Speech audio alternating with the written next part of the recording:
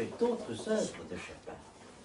S'il y en a d'autres qui veulent se mettre là, il y a encore 2 places. Peut-être oui, parce que comme ça évitera aux petits de vouloir bouger sans arrêt. On peut enlever le cadre si vous voulez. On peut enlever le cadre. Mathieu, tu veux bien me le prêter? Le cadre.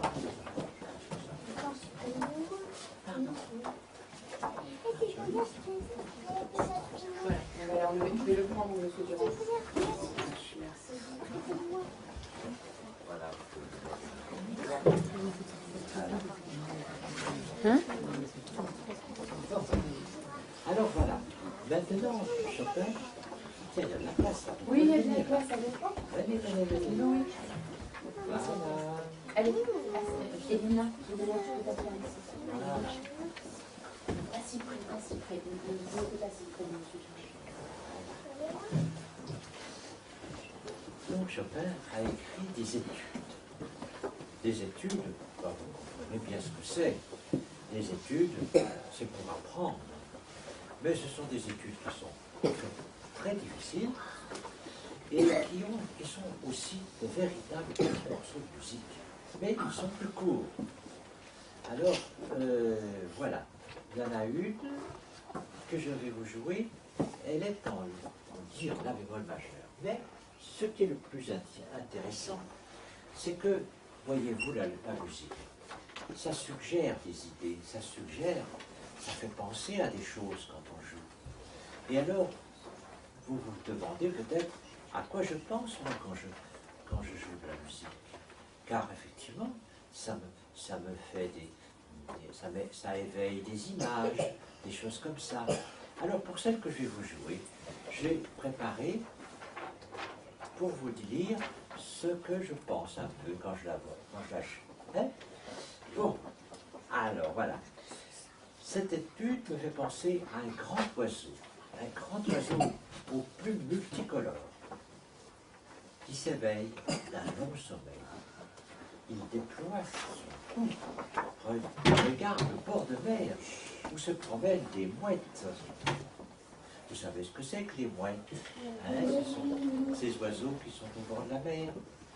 Lui, le grand oiseau multicolore, se redresse lentement et regarde le ciel. Car c'est là son domaine. Il s'étend, bouge les ailes, déplie ses pattes. Enfin, il est debout. Il déploie ses ailes, que le soleil fait briller de 1000 couleurs. Et prenant son élan, il s'envole, mais lentement, au-dessus de la plage déserte. Alors, incertain, hésitant à la direction à prendre, il dessine dans l'espace de larges cercles. Il monte, il descend, il vire à gauche, à droite. Il jouit du bonheur de voler dans l'air frais du matin. De son œil pétillant, il observe la mer, les nuages, le sol qui s'éloigne au gré de ses arabesques. Il écoute la chanson du vent, le clapotement de l'eau, les odeurs de la nature. Ces odeurs lui donnent un grand plaisir de vivre, de sentir, de voler. Il allonge ses évolutions dans l'espace, toujours plus grandes, toujours plus hautes, jusqu'au moment où, appelé par le mystère de l'immensité céleste, l'immensité du ciel, vous voyez, il s'élève pour se fondre dans la brume rose du petit matin et disparaître progressivement à l'horizon. Voilà ce que ça me fait penser. Alors maintenant, je vais vous jouer. Attendez, peut-être qu'on va faire venir Océane, on va faire passer Océane. Viens, Océane. Excusez-moi.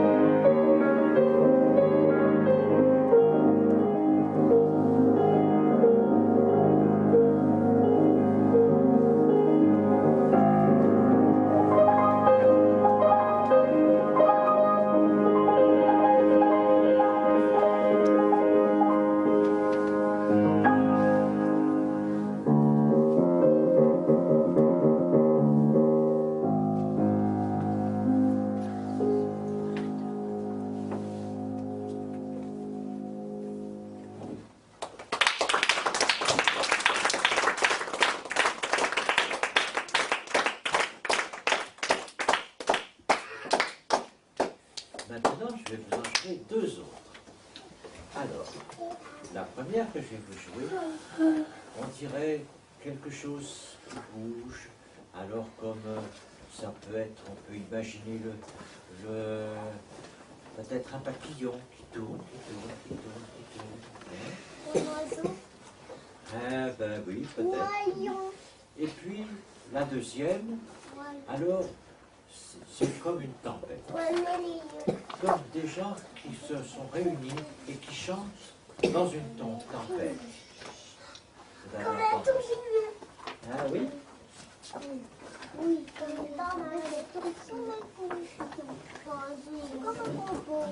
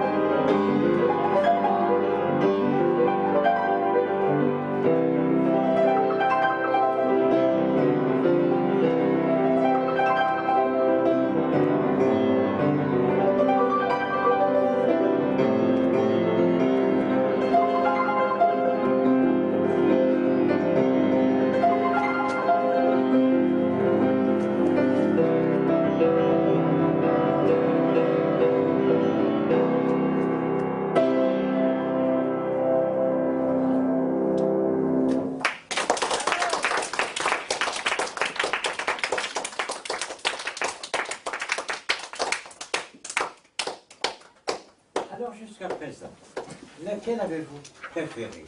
Il y en a une que vous avez préférée? Moi, ma mamie qui danse. Moi, c'est la première. La première? Moi aussi. Moi, la dernière. Moi, la première. Les deux. Les deux. Moi, c'est moi, les deux. Moi aussi, les deux. Bon, eh bien, écoutez, maintenant, on va jouer une grande. Alors, je ne sais pas si on prendra le temps de l'expliquer. J'ai préparé un petit texte quand même. Voilà. Il y a au début une première note. Elle donne l'impulsion qui symbolise la force première initiale, tel le Big Bang qui mit en route la création de l'univers. Parce que des fois on se demande comment ça a commencé, les planètes et tout ça. Et il y a eu, à un certain moment, une déflagration, une énergie énorme qui s'est libérée. Alors, cela se prolonge par un magnifique arpège de mi bémol. Vous allez voir ça, qui met en place tous les éléments de ce qui va suivre. Nostalgie. La nostalgie, c'est un peu de tristesse, un peu de regret, vous voyez. Regret, douleur, mais aussi énergie contenue, sous-jacente dans la souffrance. Tout cela va se libérer progressivement, jusqu'à l'apothéose victorieuse. Car il faut que je vous dise que je vous parlais donc de la Pologne. Or, la Pologne, à cette époque, nous sommes au XIXe siècle, à l'époque romantique. Le XIXe siècle, c'est il y a 200 ans, 2 siècles, vous voyez. Donc, quand même longtemps. Eh bien, la Pologne est un pays qui n'est pas libre. C'est un pays qui est envahi par un autre pays qui s'appelle la Russie. Il y a très longtemps que c'est comme ça. Mais il y a des moments où c'est plus doux, d'autres où c'est plus calme, un petit peu comme ce que vous entendez à la radio finalement. Hein, ça n'a pas changé ces choses-là. Et le Polonais, Chopin, qui souffre de savoir ses parents, ses amis et toute la Pologne victime de la brutalité des soldats russes, car à cette époque, vous savez, les soldats, c'était vraiment des bandits. Ils cherchent un moyen de combattre leurs oppresseurs, leurs envahisseurs, tandis qu'ils souffrent de leur faiblesse, de leur impuissance. Que peuvent-ils faire? 1000 sentiments de vengeance les animent. Puis, après de violentes discussions, une idée apparaît. Alors, c'est un chant merveilleux. Oui, ils ne seront pas toujours comme des moutons, des esclaves, face à la cruauté et à la violence. Ce moyen, certes, leur coûtera la vie. Et oui, c'est pas le cas. Mais aussi les principaux chefs ennemis, eux aussi. Et dans un déferlement d'accords, la vengeance fera son œuvre pour redonner aux Polonais leur souveraineté. À la fin, les accords tristes représenteront tous les morts, les décombres, les regrets. Mais l'âme des Polonais, elle, vit encore et s'élève vers le ciel. Voilà donc un petit peu ce qui va se passer. Mais ce n'est pas forcément ce que je vous dis qui peut être imaginé. Il y a des moments où il y a des choses tellement belles qu'on peut voir un jardin merveilleux, on peut voir des grands arbres, On peut voir des animaux, on peut voir tout ce que l'on veut. Alors, c'est dans l'imagination que la musique va se développer, dans votre imagination. Et elle sera différente pour l'un comme pour l'autre. Voyez. Et c'est ça la musique, la magie de la musique. C'est que chacun la ressent différemment. Vous allez, va me falloir environ 5 notes. Alors, quelqu'un va me dire une note. Do. Do. Voilà. Ré. Mi. Si. Do, ré, mi, si. Sol. Sol. Très rapide. Do, ré, mi, si, sol. Alors. Qu'est-ce que je t'ai dit? Attention. Do, ré, mi, si, sol. Comment je vais arranger ça? Il faut que je réfléchisse.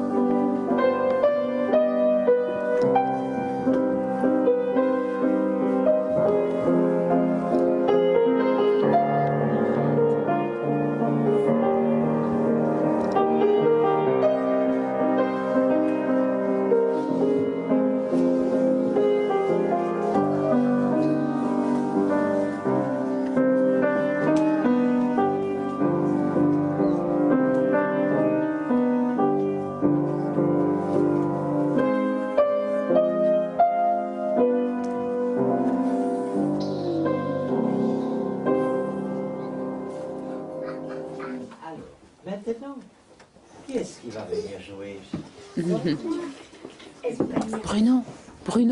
Bruno, vous pouvez vous baisser parce que pour la caméra, on ne voit pas sinon, s'il vous plaît. On va lui laisser une chaise. Monsieur Durand.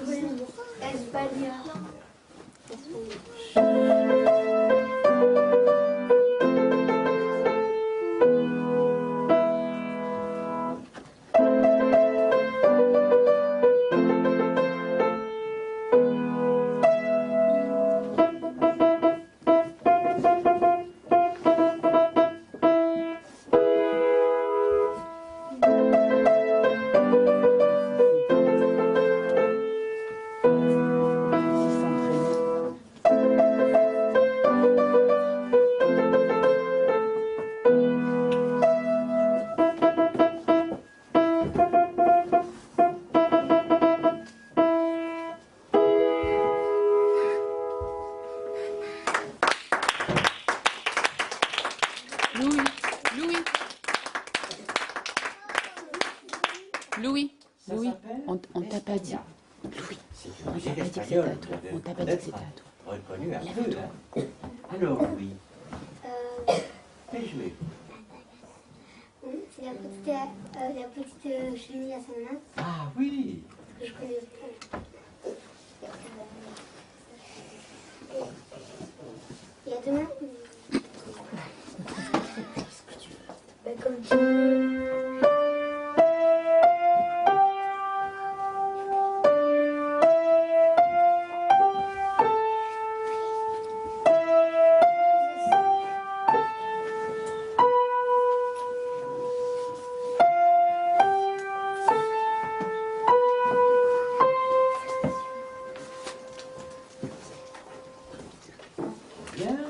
Bravo.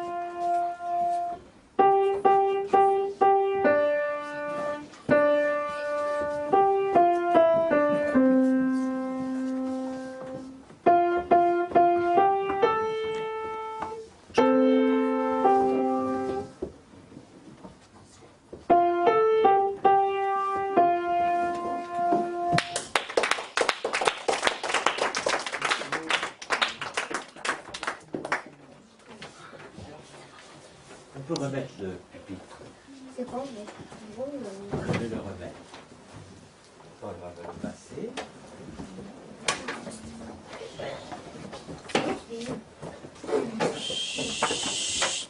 Pas d'un intéressant.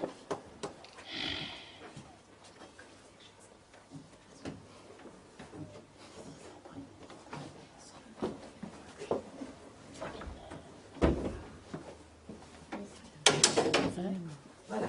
Ça viendra. Je me dis que oui, ça viendra.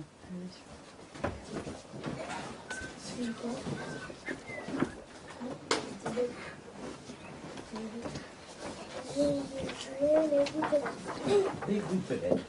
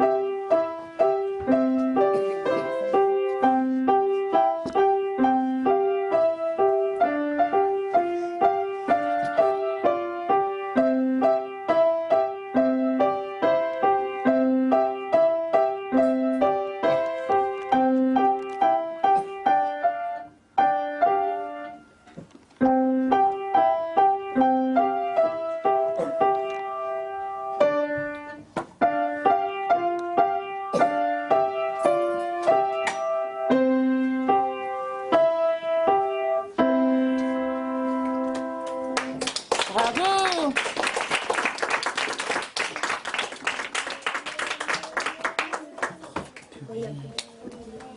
Est-ce qu'il y a encore quelqu'un qui veut jouer? Moi. Eh bien, bien. Nous allons jouer des tierces.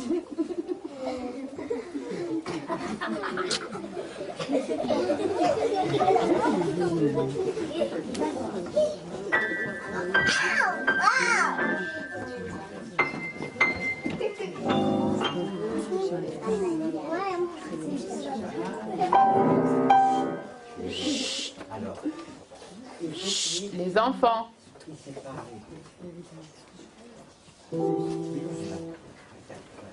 Comme ça.